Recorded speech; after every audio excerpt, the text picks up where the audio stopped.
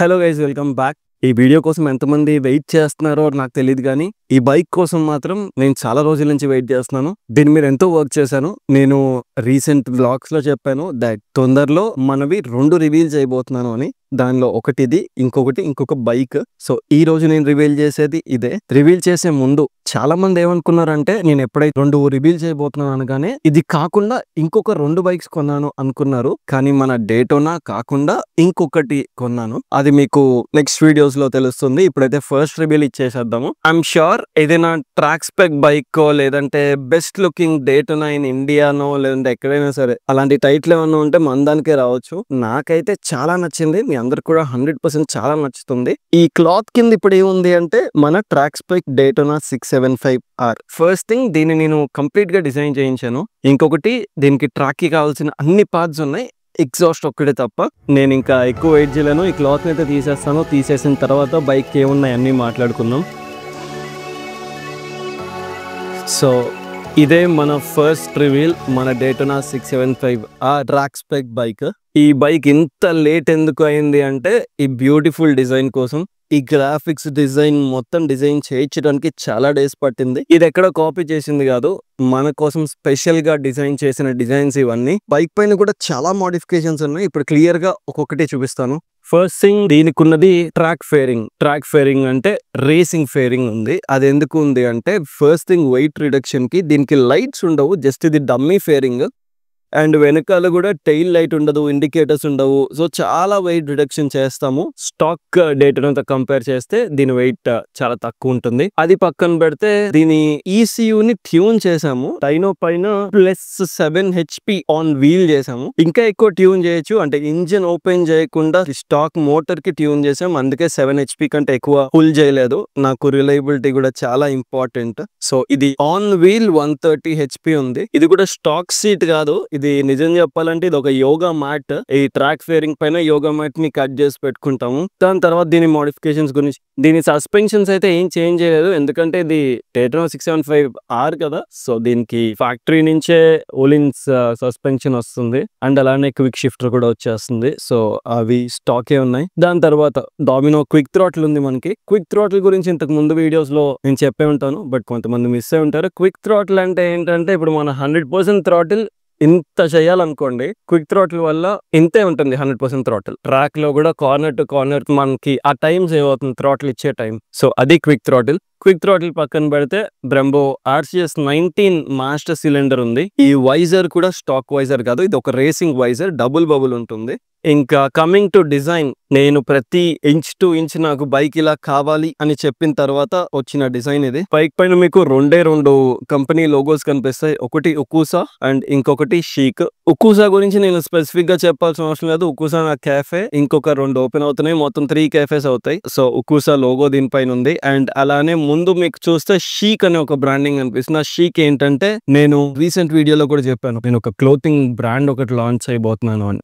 ఆ షీక్ నా కొత్త క్లోతింగ్ బ్రాండ్. అది నెక్స్ట్ మంత్ 8th లాంచ్ అనుకుంటున్నాము. దాని గురించి కూడా తొందరలో అప్డేట్ చేస్తాను. అండ్ దీని టైర్స్ విషయానికి వస్తే, జనరల్ గా నేను స్లిక్స్ యూస్ చేస్తాను ట్రాక్ పైన, కానీ ఈసారి సూపర్ కోసా టైర్స్ నేను try చేయబోతున్నా. Super Kosa SC1 tyres ఇవి కూడా ట్రాక్ టైర్స్, కానీ కొంచెం లాంగ్ లాస్టింగ్ ఉంటాయి స్లిక్స్ కంటే. ఇక్కడ కనిపించే చైన్ అండ్ స్ప్రాకెట్, అలానే ముందు కూడా ఒక చిన్న స్ప్రాకెట్ ఉంటుంది.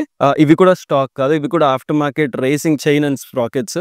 C1 అంటే super soft compound, SC2 medium, SC3 కొంచెం హార్డ్ ఉంటాయి. సో ఇవి కంప్లీట్ గా ట్రాక్ యూస్ కి, రోడ్ పైన యూస్ చేసే ఛాన్సే లేదు, 100% ట్రాక్ పైన యూస్ చేయాలి. అండ్ నెక్స్ట్ మన రేర్ సెట్స్, అంటే రేసింగ్ ఫుట్ పెగ్స్. దీని పొజిషన్ మనం అడ్జస్ట్ చేసుకోవచ్చు. దీనికి మల్టిపుల్ అడ్జస్ట్మెంట్స్ ఉంటాయి, మనకి ఎలా కావాలంటే అలా పెట్టుకోవచ్చు. అండ్ దీన్ని నేను GP షిఫ్ట్ చేయాలి, నేను ట్రై చేశాను, బట్ కుదరట్లేదు. చిన్న ఆల్టర్స్ చేయాల్సి వస్తుంది. సో ఇప్పటికైతే నార్మల్ షిఫ్టే ఉంది. ఇది రేపెల్లుండిలో GP షిఫ్ట్ అయిపోతుంది. అండ్ దాని తర్వాత మీకు లోపల బ్లూ కలర్ పైప్స్ కనిపిస్తాయి. అవి హోస్ పైప్స్. మన రేసింగ్ లో ఎప్పుడు హై టెంపరేచర్స్ ఉంటాయి కదా, స్టాక్ సస్టైన్ అవ్వలేవు అనమాట. ఆ పైప్స్ పగిలిపోవడం, లీకేజ్ అవడం అలాంటివన్నీ ఉంటాయి. సో స్టాక్ అన్ని తీసి పక్కన పడేసి రేసింగ్ పెట్టుకున్నాము. అండ్ ఇంకొకటి కనిపించదు, అది సర్వో బాడీ ఎలిమినేటర్ కూడా పెట్టుకున్నాము. అండ్ చెప్పడం మర్చిపోయాను, ట్రాక్ కి ఫస్ట్ మోస్ట్ ఇంపార్టెంట్ థింగ్ ఏంటంటే ABS తీసేయాలి. అందుకని ABS తీసేసాం. దీనికి దీని బ్రేక్ లైన్స్ కూడా స్టాక్ తీసేసి స్టీల్ బ్రేడెడ్ లైన్స్ వేసుకున్నాము. ABS కూడా ఎలిమినేట్ చేస్తాము. మనకి ఇప్పుడు బైక్ ఏది లేదు అంటే ఎగ్జాస్ట్ ఒకటి లేదు, మనకి స్టాక్ ఎగ్జాస్ట్ ఉంది. మన ఎగ్జాస్ట్ థాయిలాండ్ లో ఉంది, అది అక్కడి నుంచి ఇక్కడికి రావాలి. ఇంకొక 10 days పడుతుంది అది రావడానికి. ఎయిర్ ఇంటేక్ కి BMC ఎయిర్ ఫిల్టర్ ఉంది. అండ్ మన డిస్క్ రోటర్స్ ఉన్నాయి కదా, అంటే డిస్క్ ప్లేట్స్ కూడా ఇవి స్టాక్ కాదు, స్టాక్ తీసేసి బ్రెంబో T-Drive రోటర్స్ పెట్టుకున్నాము బెటర్ బ్రేకింగ్ పర్ఫార్మెన్స్ కోసం. అలానే మన హ్యాండిల్ బార్స్ కూడా స్టాక్ కాదు, ఇవి కూడా రేసింగ్ హ్యాండిల్ బార్స్ అని చెప్పాలి. నాకు తెలిసి అన్ని మోడ్స్ చెప్పేసి అనుకుంటాను, థ్రాటిల్ మర్చిపోయాను. ఈ థ్రాటిల్ కూడా ఆఫ్టర్ మార్కెటే. పైప్స్ ఏవైతే ఉంటాయో మనం పడుతూ ఉంటాం కదా, స్టాక్ చాలా ఎక్స్పెన్సివ్, అందుకే ఆఫ్టర్ మార్కెట్ థ్రాటిల్ పెట్టుకుంటాము. థ్రాటిల్ రాడ్స్ ఉంటాయి కదా, so handle bar rod, sorry throttle కాదు. సో ఆ రాడ్స్ ఏంటంటే పడ్డాం అనుకోండి బెండ్ అవుతుంది, ఆ రాడ్ బయటకు తీసి ఇంకొక కొత్త రాడ్ పెట్టేసుకుంటాము. కొంచెం ఈజీ అనమాట అండ్ లెస్ ఎక్స్పెన్సివ్. నాకు తెలిసినంత వరకు మోడ్స్ అవే. 24 నా రేసింగ్ నెంబర్ కాబట్టి ఎక్కడ చూసిన 24s ఉంటాయి. అండ్ కింద ఒక్కూసా, మన కేఫే అండ్ షీక్ నా క్లోతింగ్ బ్రాండ్. అండ్ అంతే, ఫ్యూచర్ లో అలా ఇంకా కంపెనీస్ యాడ్ చేయాలి. సో చెప్పాల్సినవి అయితే మాక్సిమం కవర్ చేస్తాను. లోపల ఇంజిన్ ఆయిల్ కానివ్వండి, కొంచెం పర్ఫార్మెన్స్ కోసం ఇంజిన్ ఆయిల్ అని, కూలెంట్ అని, ఇవన్నీ మనకు కనిపించవు, కానీ పర్ఫార్మెన్స్ కోసం ఏది బెటరో అవన్నీ దీనిలో ఉన్నాయి. ఇంకా కొంచెం మోడ్స్ ఉన్నాయి, మరీ ఎక్కువ చేయను.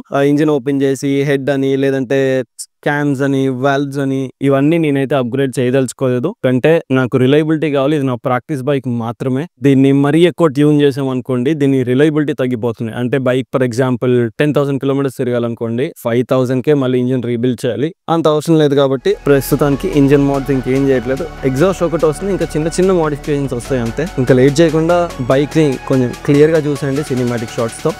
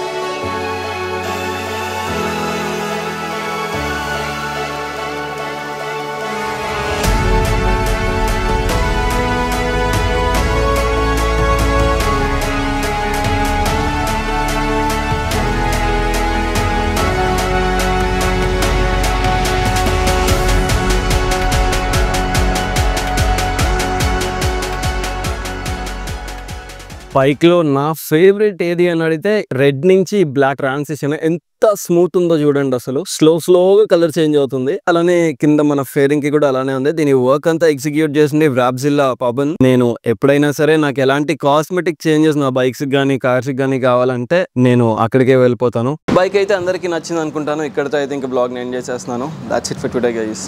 Thanks for watching.